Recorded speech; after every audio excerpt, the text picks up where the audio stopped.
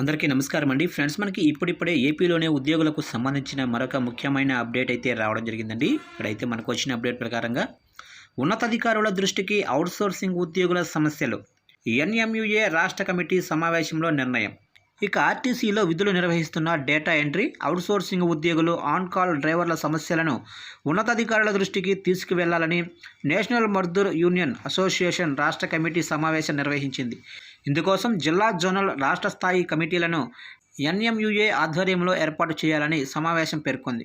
ఎన్ఎంయుఏ రాష్ట్ర కార్యాలయంలో రాష్ట్ర అధ్యక్షుడు పివి రమణారెడ్డి అధ్యక్షతన ఆదివారం ఆర్టీసీలో విధులు నిర్వహిస్తున్న డేటా ఎంట్రీ, అవుట్సోర్సింగ్ ఉద్యోగులు, ఆన్ కాల్ డ్రైవర్ల సమావేశం జరిగింది. సమావేశంలో వీరు ఎదుర్కొంటున్న సమస్యలతో పాటు విధి నిర్వహణలో ఎదురవుతున్న ఇబ్బందులు, సంస్థ పరంగా రావాల్సిన ప్రయోజనాలపై విస్తృతంగా చర్చించారు.